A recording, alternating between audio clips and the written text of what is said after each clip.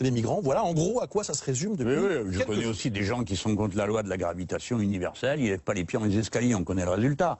Bon, qu'est-ce que ça peut bien vouloir dire être contre l'immigration? Qu'est-ce que ça veut dire? Qu'on me dise, moi j'aimerais une discussion rationnelle sur le thème de l'immigration, mais je commence par l'Allemagne. En Allemagne, n'importe quoi a été fait.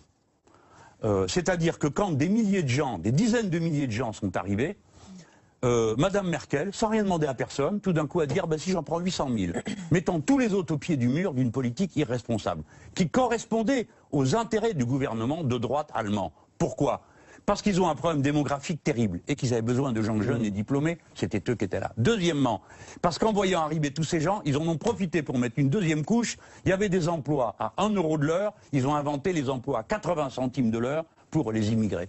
Donc d'une manière sordide, cynique, Madame Merkel a utilisé la situation. Et on a fait croire à tous les Européens que c'était comme les champignons sous la pluie, l'immigration. Non, ces gens fuyaient une guerre bien précise, la guerre de Syrie et la guerre d'Irak. Donc la réponse au problème de l'immigration était en Syrie et en Irak, pas à la frontière. Mais ça veut dire qu'il ne fallait pas accueillir ces 800 000 Il fallait réfugiés. prendre et appliquer une décision collective. D'accord? Au lieu de quoi, on a tout laissé les Italiens se débrouiller avec, les Grecs se débrouiller avec. Jusqu'à ce qu'ils en puissent plus.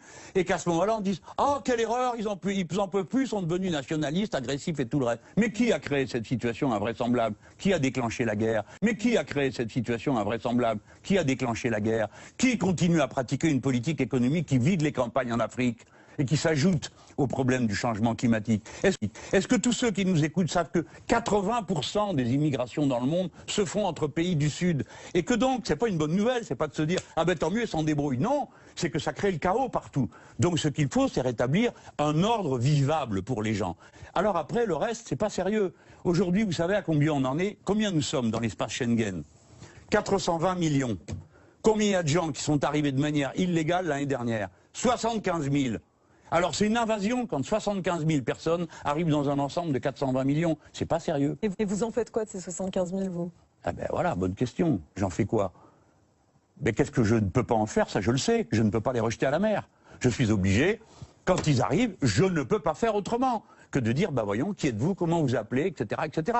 Mais on fait pas ça dans des camps ignobles, en gardant les gens sous clé avec leurs gosses, comme on vient de le décider en France.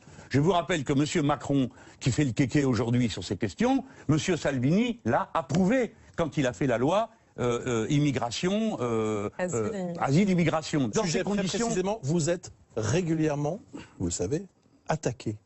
Oui, j'aimerais qu'on écoute de manière très contradictoire. Les gauchistes disent que je suis un droitier affreux, et les droitiers que je suis un laxiste. Alors écoutez bien, ça dure. Pourquoi y a-t-il ce doute? Parce que ça les arrange. Expliquez-nous. Mais parce qu'il s'agit de me diaboliser. Alors levons le doute. Nationaliste, alors tout le monde dit oh là là, surtout pas. Moi j'ai apporté une réponse rationnelle au problème de l'immigration. J'ai dit faut pas que les gens partent de chez eux. Donc il faut leur rendre la vie supportable. Donc arrêtez tout ce qui leur rend la vie insupportable. Alors par exemple, puisqu'on va avoir une élection européenne, arrêtez les programmes, les partenariats économiques avec l'Afrique où on leur demande de lever les droits de douane, donc il n'y a plus d'argent dans les caisses de l'État. Arrêtez d'acheter leurs poissons, j'allais dire sur pied, dans la mer, parce que vous savez, l'Europe paye des droits pour ramasser tous les poissons qu'il y a là, il n'y en a plus pour la pêche côtière. Et pendant que les mêmes vous font les leçons de morale, ils continuent à vider les campagnes et les côtes des pays qui essayent de se tirer d'affaire. Donc moi je ne marche pas dans cette hypocrisie. Non, je ne dis pas aux gens, je suis d'accord pour que tout le monde fasse ce qu'il veut, il passe où il veut, il s'installe où il veut. Je ne suis pas non plus d'accord pour ça. Enfin c'est clair, non, comme position. Non, il y a quand même, j'ai un soupçon, moi. Je veux quand même l'exprimer. Allez-y. Alors on me reproche, lui il me dit nationaliste, l'autre national-républicain, un autre républicanisme. Enfin, à la fin, est-ce que ces gens ne me reprochent pas surtout d'aimer mon pays? Parce que c'est quoi cette accusation de nationalisme? Ai-je jamais dit, moi, que les Français étaient supérieurs? J'ai jamais dit Frankreich über alles, jamais. Hein. Bon.